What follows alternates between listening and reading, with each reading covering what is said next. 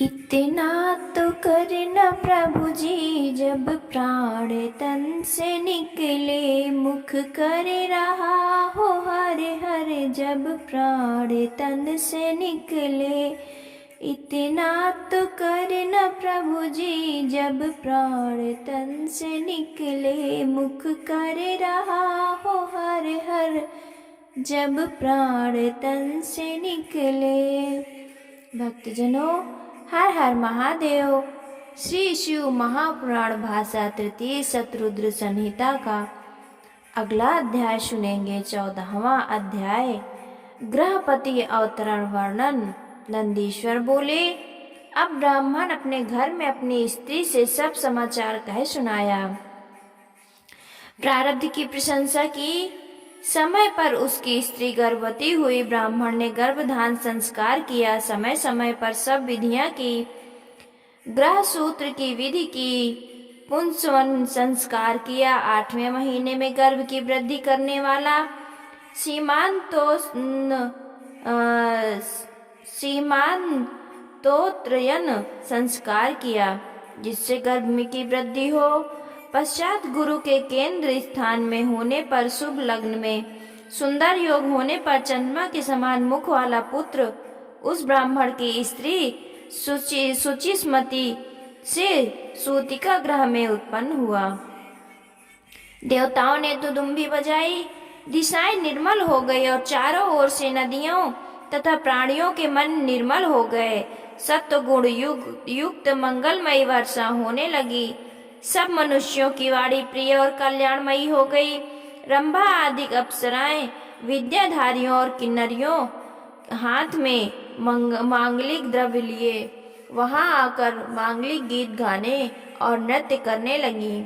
मारीच, अत्रि, पुलक, पुलस्त, क्रतु, अंगीरा, वशिष्ठ, कश्यप, आगस्त्य, विभांड, लोमश, लोमचरण, भरद्वाज, गौतम, भृगु, गालव, गर्ग, जातुकर्ण्य, पराशर, अपस्तंभ, याज्ञवल्क्य, दक्ष, वाल्मीकि, मुद्गल, सातातप, लिखित, शिलाद, शंख, जमदाग्नि, संवर्त, मातंग, भारत, अंशुमान, व्यास, कात्यायन, कुत्स, शौनक, ऋष्यशृंग, दुर्वासा, शुचि, नारद, तंबरु, उत्तंक, वामदेव, देवल, हारित, विश्वामित्र, भार्गव पुत्रों सहित मृकंड पर्वत, दारुक, धौम्य, उपमन्यु, वत्स आदि मुनि और बहुत सी मुनि कन्याएं उस पुत्र की शांति के लिए विश्वानर के आश्रम पर आईं। बृहस्पति सहित ब्रह्मा तथा विष्णु, नंदी और भृंगी गणों सहित पार्वती तथा शिव जी, महेंद्र आदि देवता तथा पातालवासी नाग अनेक प्रकार के रत्न आदि लिए नदियों सहित समुद्र और अनेक स्थावर पर्वत आदि जंगम रूप धारण कर उस महोत्सव में आए। बिना समय के भी चांदनी सी हो गई। ब्रह्मा जी ने बालक का जात कर्म संस्कार किया और श्रुतियों को विचार कर उसके अनुरूप उसका ग्रहपति नाम रखा। उसकी रक्षा का उपाय किया तथा बहुत सा आशीर्वाद दिया। शिवादिक देवता अपने वाहनों पर चढ़कर अपने धाम को गए। सबने सुचिस्मति के भाग्य की प्रशंसा की और कहा कि शिव भक्त धन्य हैं, जिनके आर्चन से आज स्वयं शिव एक रुद्र ही इनके घर प्रकट हुए हैं। वो गृहस्थ धन्य हैं, जिनके पुत्र हों। पुत्र से वो लोगों को जीतता है। जिसके पुत्र नहीं है वो ग्रह शून्य है। अपुत्र का तप खंडित है। अपुत्र से घर पवित्र नहीं होता। पुत्र प्राप्ति से बढ़कर कोई प्राप्ति नहीं हो।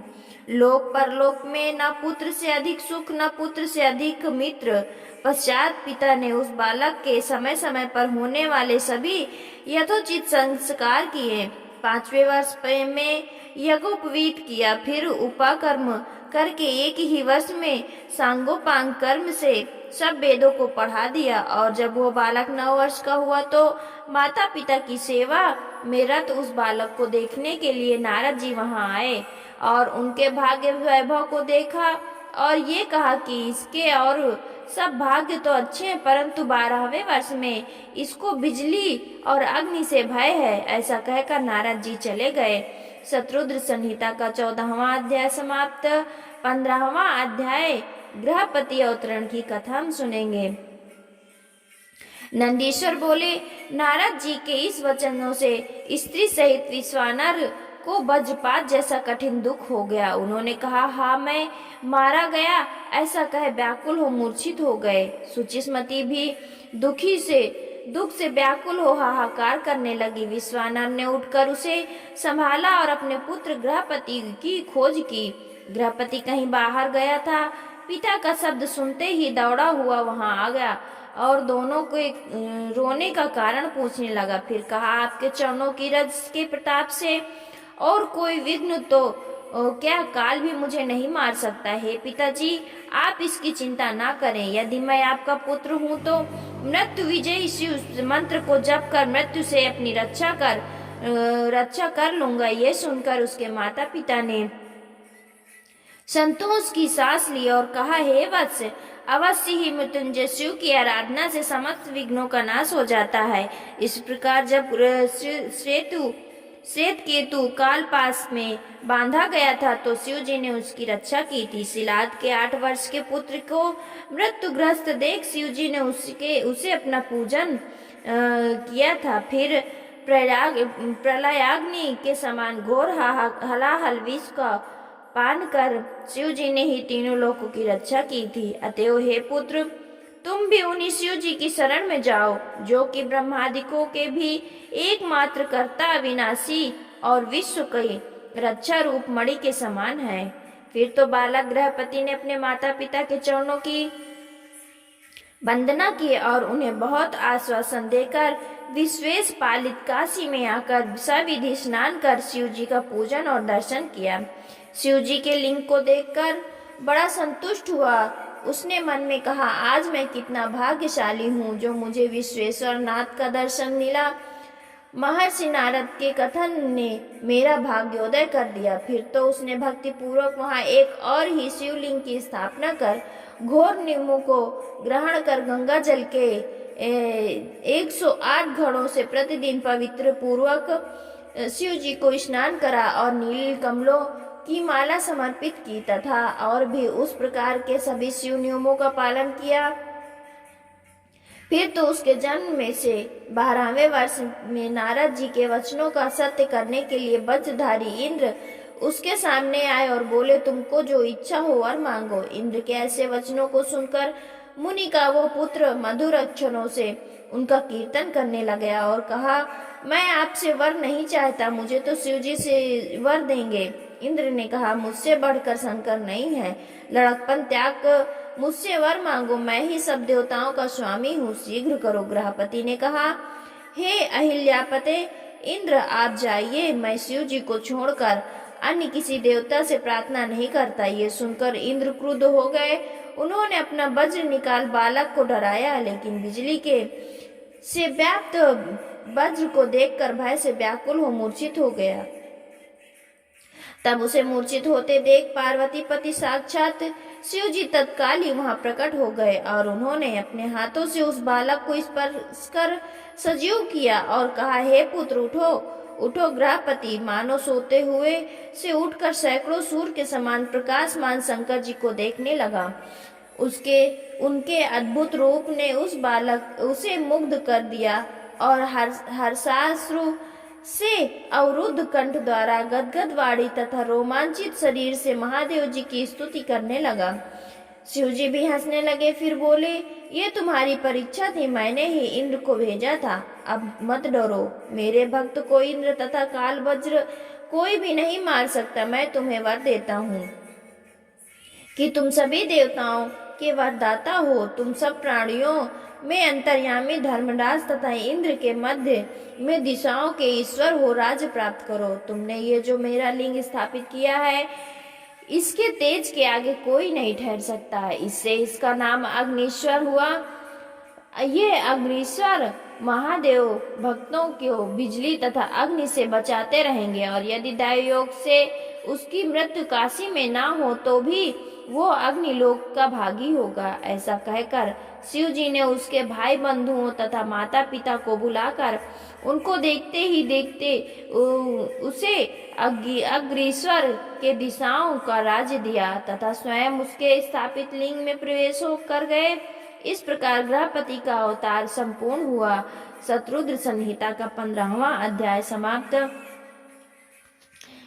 16वां अध्याय। यक्षेश्वर अवतार। नंदीश्वर बोले, हे मुनीश्वर, अब आप शिव जी के उस यक्षेश्वर अवतार को सुनिए जो अहंकारी तथा अभिमानी जनों का अभिमान नष्ट करने वाला तथा सत्पुरुषों की भक्ति बढ़ाने वाला है।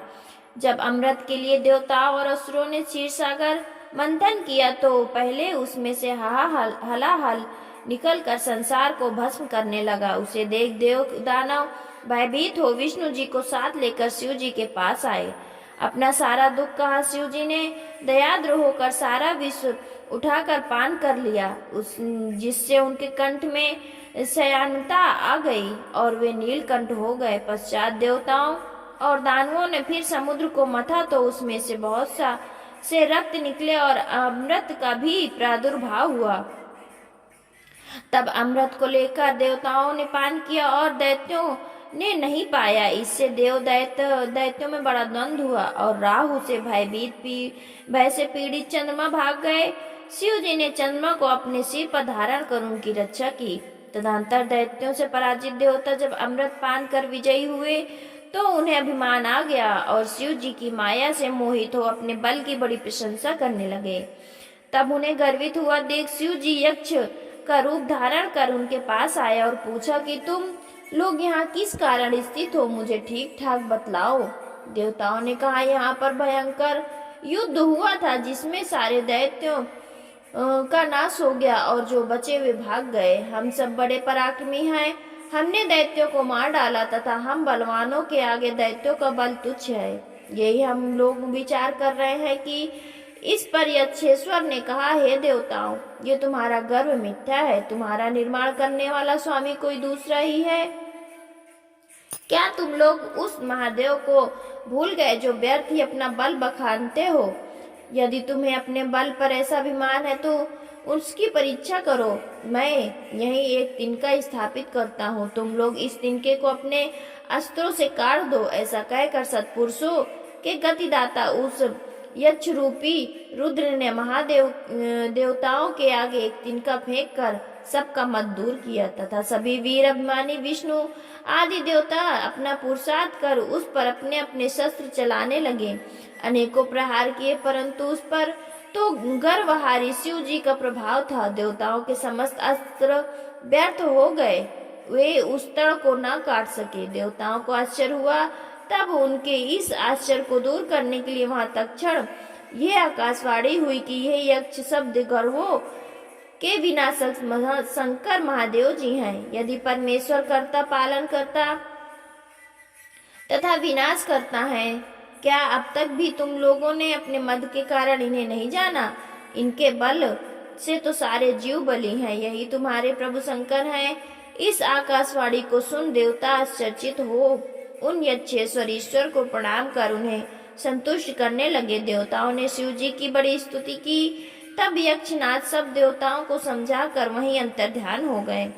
यक्षेश्वर के स्वरूप में शिव जी ने सबका मद हरण किया। शिव जी का यह निर्मल इतिहास सबका अभिमान नाशक और सज्जनों को शांति देने वाला है। इससे सज्जनों को मुक्ति भुक्ति प्राप्त होती है और जो बुद्धिमान पुरुष इसको सुनता अथवा सुनाता है उसकी सब मनोकामनाएं पूर्ण होती हैं। अंत में समय आने पर उसे मोक्ष भी प्राप्त होता है। तृतीय शत्रुद्र संहिता का 16वां अध्याय समाप्त। भक्तजनों, हर हर महादेव, हर हर महादेव।